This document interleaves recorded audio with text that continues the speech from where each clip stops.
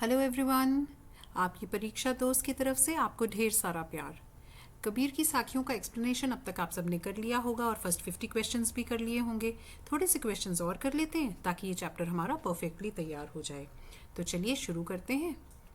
कबीर जी की साखी में कौन सी चेतना प्रकट होती है? तो कबीर की साखियों में सामाजिक चेतना प्रकट होती है। वो बताते हैं कि लोग संसार के जो सुख हैं उनमें इतने विलीन हैं कि वो परमात्मा की प्राप्ति को नहीं कर पा रहे। सामाजिक चेतना प्रकट होती है। कबीर के गुरु कौन थे? तो कबीर के गुरु स्वामी रामानंद जी थे। कबीर दास जी की भाषा को पंचमेल खिचड़ी क्यों कहा जाता है? उनके द्वारा रचित साखियों में अवधी, राजस्थानी, भोजपुरी और पंजाबी भाषाओं के शब्द का प्रभाव दिखाई पड़ता है। कबीर जी जहाँ जाते थे वहाँ की भाषा बोलते थे। उनकी भाषा में बहुत त्रुटियाँ थी या उपरोक्त सभी? नहीं, उनकी जो साखियाँ हैं उनमें इन सभी भाषाओं का, क्योंकि राजस्थानी, अवधी, भोजपुरी, पंजाबी ने सभी भाषाओं का प्रभाव दिखाई देता है, इसलिए हम कबीरदास जी की भाषा को पंचमेल खिचड़ी कहते हैं। साक्षी शब्द किस शब्द से बना है? साक्षी जो है वो साक्ष्य शब्द से बना है। साक्षी साक्ष्य शब्द से बना है। और साक्षी शब्द का अर्थ क्या है? साक्षी शब्द का अर्थ है प्रत्यक्ष ज्ञान, जो हमें हमारे सामने दिखाई देता है। सत्य का ज्ञान, प्रत्यक्ष ज्ञान जो है वो साक्षी शब्द का अर्थ है। गुरु शिष्य को तत्व ज्ञान की शिक्षा कैसे प्रदान करता है? सत्य का साक्षी देकर, असत्य का साक्षी देकर, साक्ष्य देकर या अपने व्यवहार से? देखिए, गुरु शिष्य को तत्व ज्ञान की शिक्षा सत्य का साक्षी देकर, सत्य के प्रमाण दिखाकर देता है। तो आंसर सही क्या बनेगा? सत्य का साक्षी देकर। मीठी वाणी बोलने से औरों को सुख कैसे प्राप्त होता है? मीठे वचन सुनकर उनका दिल प्रसन्न हो जाता है। आपकी मीठे वचन उन्हें यह एहसास दिलाते हैं कि वे आपसे बलवान हैं। मीठी वाणी बोलने से आपके मुंह में मिश्री घुलती है, उपरोक्त में से कोई नहीं। तो क्या होता है मीठी वाणी बोलने से? मन का आपा खोए, औरन को शीतलता मिलती है। अपना तन शीतल करें, औरन को सुख होए। तो मीठे वचन सुनकर उनका दिल प्रसन्न हो जाता है। ऐसी वाणी बोलिए, मन का आपा खोए, अपना तन शीतल करें, औरन को सुख होए। कि लोगों को शीतलता मिलती है, सुख प्राप्त होता है उनके मन को जब आप मीठी वाणी बोलते हैं, क्योंकि उनका हृदय प्रसन्न हो जाता है। हमें किसे अपने समीप रखना चाहिए? तो कौन सी साखी में से है? निंदक नेड़ा राखिए, आंगनी कुटी बंधाए, कि उसे अपने पास रखिए। किसे? निंदक को, क्योंकि जब वो हमारी बुराई करेगा तो हम सुधरने का और ज़्यादा प्रयास करेंगे। हमारी बुराई करने वाले को हमें अपने समीप रखना चाहिए। निंदक नेड़ा राखिए। भया का क्या अर्थ है? भया का मतलब हुआ। भया का मतलब क्या है? हुआ। ठीक है, कि पंडित भया न कोई, कि कोई भी पंडित नहीं बन पाया। ठीक है, तो हुआ, कर चुका, भय, डरावना में से कौन सा शब्द सही है? हुआ, कि कोई पंडित नहीं हो पाया। बिरहा से ग्रस्त मनुष्य कैसा जीवन व्यतीत करता है? खुशियों भरा, दुख भरा, जिस पर कोई मंत्र नहीं लगता, पागलों जैसा। तो बताइए कौन सा आएगा इसका आंसर? जीवे तो बौरा होए, पागलों जैसा। ठीक है, राम वियोगी ना जीवे, जीवे तो बौरा होए। तो हम क्या कह रहे हैं कि अगर उसका परमात्मा से मेल नहीं हो पाता, वो राम के वियोग में, परमात्मा के वियोग में या तो जीवित नहीं रहता, और अगर वो जीवित रहता है तो उसका जीवन पागलों जैसा हो जाता है। कबीर के अनुसार दुखी कौन है? कबीर के अनुसार दुखी कौन है? सुखिया सब संसार है, खाए और सोवे, दुखिया दास कबीर है, जागे और रोवे। तो किसकी बात कर रहा है? जो ज्ञानी है, जो लोग अज्ञान हैं, जिन्हें कोई फर्क ही नहीं पड़ता, जो खाते हैं और सोते हैं, परमात्मा का ज्ञान ही नहीं है। क्योंकि ज्ञान नहीं है तो परमात्मा की खोज नहीं है, परमात्मा की खोज नहीं है तो उनके ना मिलने का वियोग नहीं है, तो इसलिए वे सुखी हैं। लेकिन जो ज्ञानी है, जो परमात्मा को पाना चाहता है और नहीं पा रहा है, वो दुखी है। ऐसे व्यक्ति को कबीरदास जी ने दुखी व्यक्ति बताया है। कबीरदास जी ने राम का वियोगी किसे कहा है? जो ईश्वर का भक्त है, जो ईश्वर को नहीं मानता, जो ईश्वर के अस्तित्व को नहीं समझता, या ईश्वर के को पाने के लिए हर प्रकार का प्रयास करता है। तो वो क्या कह रहे हैं? जो ईश्वर को पाना चाहता है और हर तरह का प्रयास कर रहा है ईश्वर को पाने के लिए, पर ईश्वर उसे नहीं मिल रहे, वो व्यक्ति जो है वो राम का वियोगी बताया है कबीरदास जी ने। तो ईश्वर को पाने के लिए हर प्रकार का प्रयास करने वाला व्यक्ति राम का वियोगी है। हमें निंदक द्वारा बताए गए दोषों को सुनकर विचलित होना चाहिए, विचलित नहीं होना चाहिए, निंदक से दूर हो जाना चाहिए, उसे डांट देना चाहिए। हमें विचलित नहीं होना चाहिए, क्योंकि अगर हम विचलित नहीं होंगे तभी तो सुधार करेंगे। अगर हम विचलित ही हो जाएंगे तो हम चिल्ला जाएंगे, भन्ना जाएंगे, हम अपने आप में इम्प्रूवमेंट नहीं ला पाएंगे। ठीक है, हम डिमोरलाइज हो जाएंगे। तो हमें वो सब थोड़ी करना है। हमें तो अगर कोई फ्री में हमारी कमियां गिना रहा है, बता रहा है, तो अच्छा है ना। वो हमें इनडायरेक्टली बता रहा है, वो एरियाज आइडेंटिफाई करके दे रहा है कि अरे इसको हमें सुधार लेना चाहिए। और जैसे जैसे हम अपने आप में सुधार लाते जाएंगे, सक्सेस के रास्ते हमारे लिए और ज़्यादा आसान होते जाएंगे। ठीक है, तो हमें विचलित नहीं होना चाहिए। साबन शब्द में कबीरदास जी का क्या अभिप्राय है? साबुन, सावन, श्रवण या श्रोता। तो वो क्या कह रहे हैं? निंदक नेड़ा राखिए, आगणी कुटी बधाए, बिन साबन पानी बिना निर्मल करे सुभाए। कि हमारे स्वभाव को वो बिना साबुन पानी के निर्मल कर देता है। कौन? निंदक, जो हमारी आलोचना करता है। तो बिन साबन पानी बिना, मतलब साबन का मतलब है साबुन, कि उसे ना तो साबुन की ज़रूरत है ना पानी की ज़रूरत है हमारे स्वभाव में स्वच्छता लाने के लिए। एक अक्षर प्रेम का पढ़े सो पंडित हुए। इस माध्यम से, इस पंक्ति के माध्यम से कबीरदास जी क्या समझाना चाहते हैं? परमात्मा को अगर सच्चे दिल से याद किया जाए तो भक्त भक्ति में लीन हो जाता है।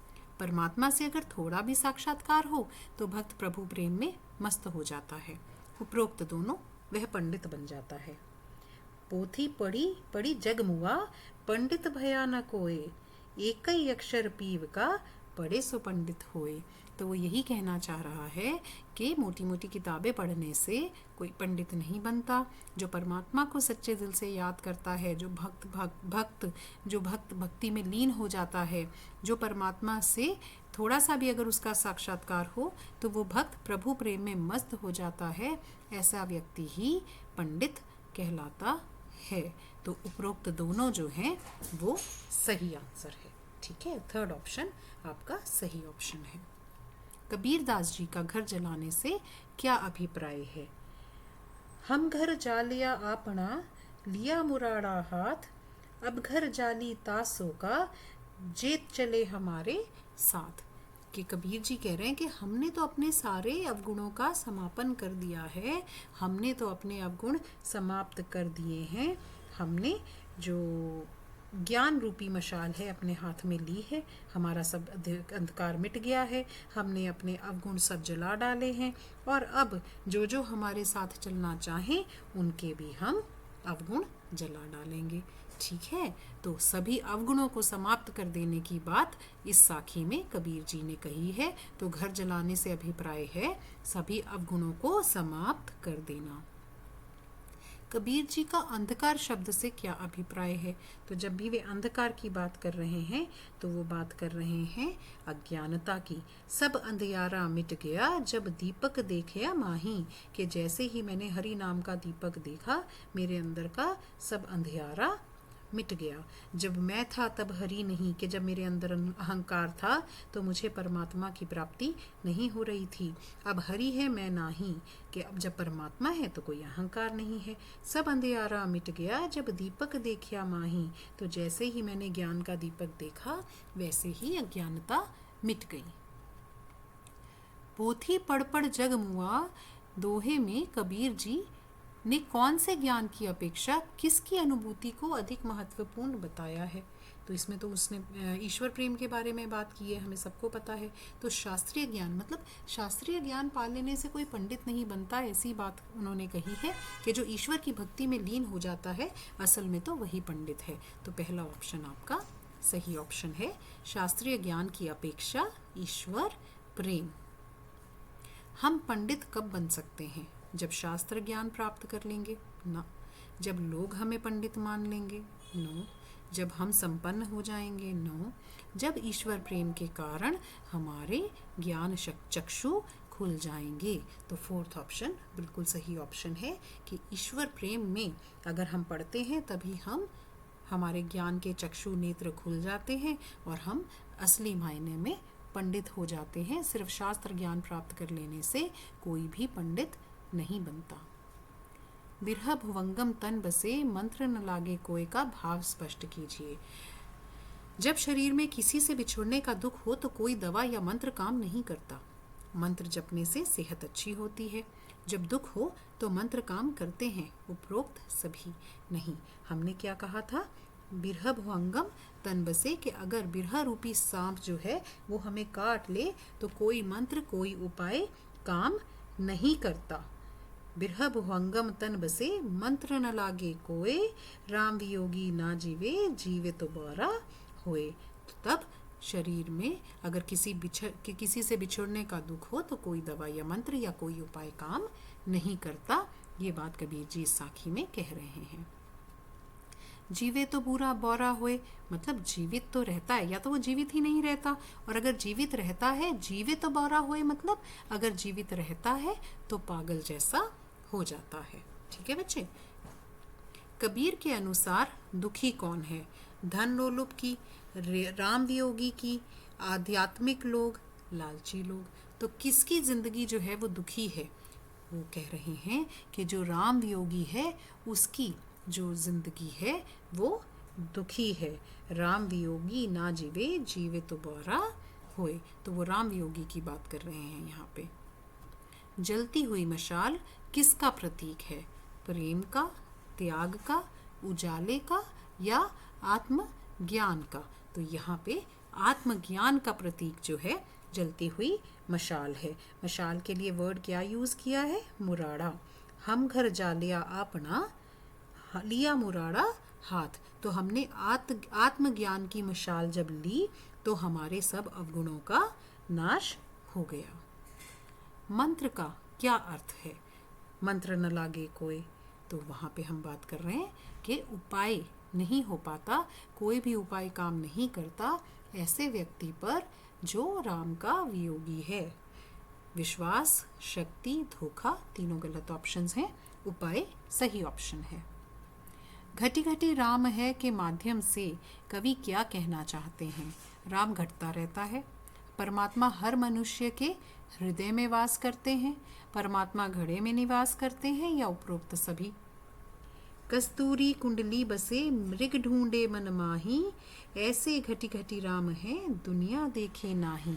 कि परमात्मा तो सबके हर मनुष्य के हृदय में वास करते हैं पर दुनिया को यह पता नहीं होता। वह मृग के समान कस्तूरी को सारे वन में ढूंढते रहते हैं, जबकि जो कस्तूरी है वो मृग की ही अपनी कुंडली में, नाभि में बसी होती है।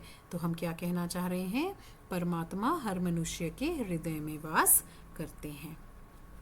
ठीक है। अगर आपको मेरे क्वेश्चंस अच्छे लग रहे हो, आपको साखियाँ लर्न हो रही हो तो प्लीज़ लाइक और शेयर ज़रूर कर दो। भुवंगम शब्द का तत्सम शब्द है भुवन, भवन, भुजंग या भुजा? बताइए। भुजंग। भुजंग का तत्सम शब्द है भुवंगम। माही शब्द का क्या अर्थ है? ऊपर, नीचे, भीतर या बाहर? बताइए कहाँ पड़ा है ये माही?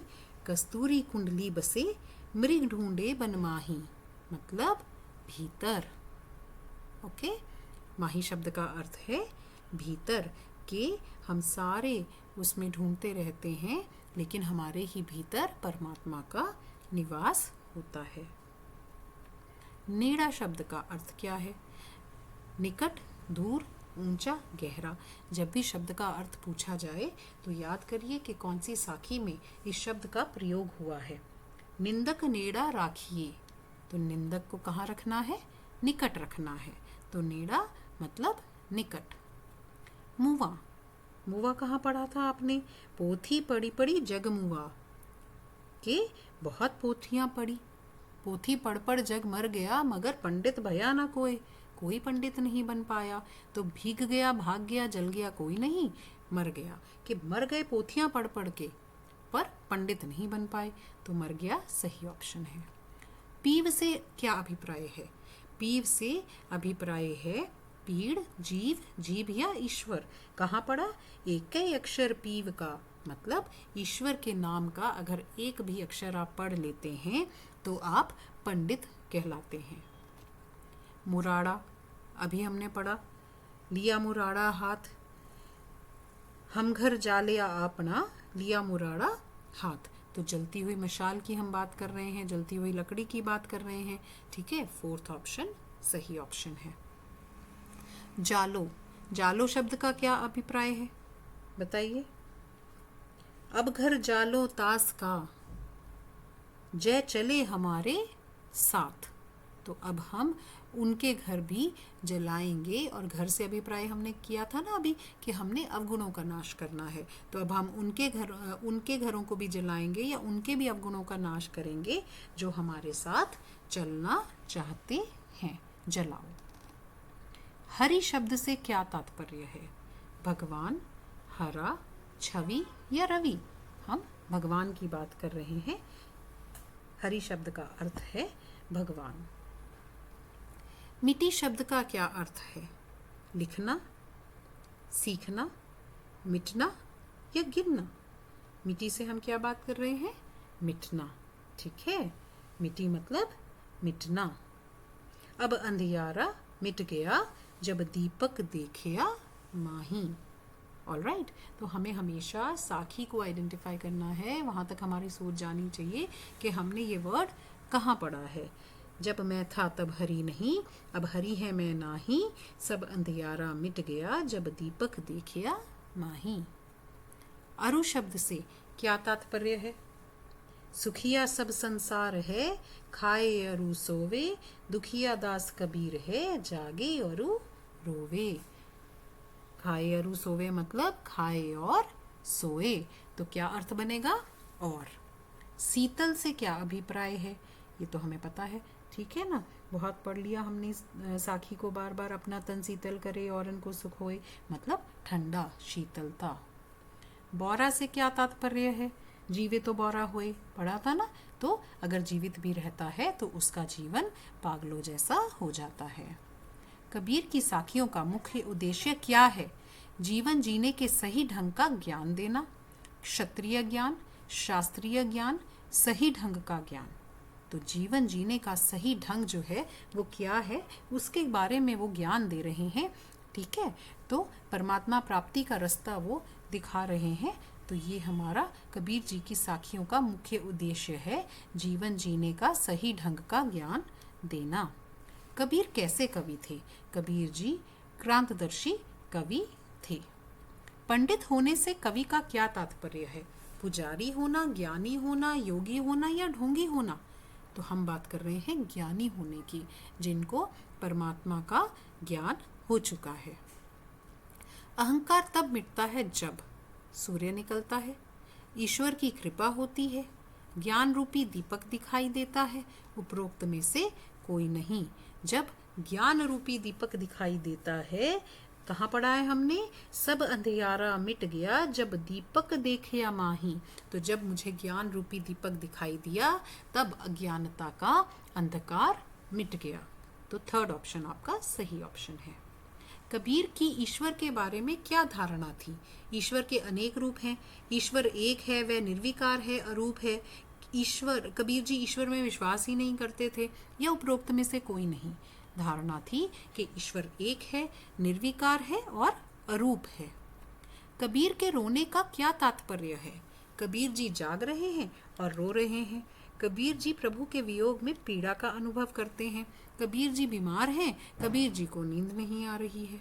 तो कबीर जी अपने आप को क्या बता रहे थे? दुखिया दास कबीर है, जागे अरु रोवे। और क्यों? क्योंकि वे ये कह रहे थे कि मैं प्रभु की वियोग में पीड़ा का अनुभव करता हूँ। ठीक है। कबीर के अनुसार बिना साबुन और पानी के कौन शरीर को निर्मल कर देता है? माता पिता, अध्यापक, ईश्वर, आलोचक। आलोचक का मतलब होता है निंदक, जो आपकी आलोचना करता है, निंदा करता है। तो हमने पढ़ा था, निंदक नेड़ा राखिए, आगनी कुटी बधाए, बिन साबन पानी बिना निर्मल करे सुभाए। तो हम आलोचक की बात कर रहे हैं। दोहा छंद के क्या लक्षण हैं? 13 और 12 के विश्राम से 24 मात्रा। पोथी पढ़ने से व्यक्ति पंडित क्यों नहीं बन सकता? क्योंकि पोथी साधारण मानव द्वारा लिखी गई है। क्योंकि पोथी ज्ञान तो प्रदान कर सकती है, परंतु हमारे आचरण को नहीं बदल सकती। पंडित लोगों के मानने से बनते हैं, पोथी पढ़ने से नहीं। पोथी हमें अच्छा मनुष्य नहीं बनाती। देखिए, इसका जो ऑप्शन है, सही ऑप्शन, वो आएगा ऑप्शन नंबर 2। क्योंकि हमारा उसने क्या बोला? पोथी पढ़ी पढ़ी जग मुआ, पंडित भया न कोय, एक ही अक्षर पीव का, पढ़े सो पंडित होए। तो हम क्या कहना चाह रहे हैं कि हमने शास्त्रीय ज्ञान, अभी हमने पहले भी पढ़ा कि शास्त्रीय ज्ञान को उन्होंने महत्वता नहीं दी है, इस साखी में उन्होंने प्रभु प्रेम को महत्वता दी है। तो वो कह रहे हैं कि आप कितने मर्जी शास्त्र पढ़ लें, लेकिन जब तक आप प्रभु प्रेम में लीन नहीं होते, तब तक आपको पंडित कहलाने का कोई अधिकार नहीं है। अब जो व्यक्ति पंडित, मतलब जो प्रभु प्रेम में लीन है, क्योंकि उनकी सोच क्या चल रही है, जैसे उन्होंने कहा, जब मैं था तब हरि नहीं, अब हरि है मैं नाही, सब अंधियारा मिट गया, जब दीपक देखिया माही।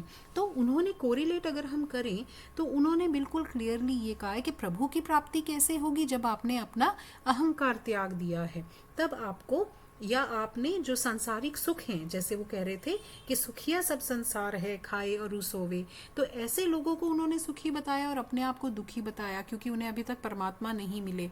तो वो ये सब कह रहे हैं कि आप सांसारिक सुखों को छोड़ें, आप अपने मन के अंधियारे को, अज्ञानता को मिटाएं, आप अपने मन से अहंकार को भगाएं, तभी कहीं जाकर आपको परमात्मा की प्राप्ति होती है। और इस साखी में वो क्लियरली कह रहे हैं कि परमात्मा की प्राप्ति करने वाला ही असली पंडित है। तो इसका मतलब क्या शास्त्र पढ़ने से आपका आचरण बदल जाता है, आपका अहंकार दूर हो जाता है, आपकी अज्ञानता मिट जाती है? नहीं। आपको अच्छी वाणी बोलने की सीख मिल जाती है? नहीं। ये सब तो आपको अपने आचरण में लाना पड़ता है, और जब तक आप अपने आचरण में ये सब नहीं लाते, परमात्मा प्राप्ति नहीं हो सकती, ईश्वर प्रेम में आप लीन नहीं हो सकते, और जब तक आप ईश्वर प्रेम में लीन नहीं होते, तब तक आप पंडित नहीं कहला सकते। तो इसीलिए उन्होंने बोला कि पोथी पढ़ने से अगर लोग पंडित होते तो बहुत से पंडित हो जाते, लेकिन कबीर जी कह रहे हैं पोथी पढ़ी पढ़ी जग मुआ, पंडित भया न कोई। तो इस तरह तो कोई पंडित नहीं बन पाया, क्योंकि हमने अपने आचरण में कोई फेरबदल नहीं किया कि हमें ईश्वर प्रेम की प्राप्ति हो सके। तो सेकंड ऑप्शन जो है वो आपका सही ऑप्शन है। कवि ने यहाँ किस दीपक की बात की है? प्रकाश फैलाने वाला दीपक, शुद्ध घी से जलने वाला दीपक, आत्मज्ञान रूपी दीपक, सूर्य का प्रकाश। हमने बात की है आत्मज्ञान रूपी दीपक की। दास कबीर से क्या तात्पर्य है? कबीर एक दास का कार्य करते हैं, कबीर ईश्वर के दास हैं, कबीर को किसी ने दास बना लिया है, उपरोक्त में से कोई नहीं। कबीर जी ने अपने आप को ईश्वर का दास बताया है। दुखिया दास कबीर है, जागे अरु रोवे। ठीक है, तो उन्होंने अपने आप को ईश्वर का दास बताया है। तन के शीतल होने का क्या अभिप्राय है? शरीर का ठंडा होना, मर जाना, सुख शांति का अनुभव करना, उपरोक्त में से कोई नहीं। ऐसी बानी बोलिए, मन का आपा खोए, अपना तन शीतल करे, औरन को सुख होए। मतलब सुख और शांति का अनुभव होता है सबको, अगर आप मधुर और मीठी वाणी का प्रयोग करते हैं। मैं का क्या अभिप्राय है? जब मैं था तब हरि नहीं, अब हरि है मैं नाही, सब अंधियारा मिट गया, जब दीपक देखिया माही।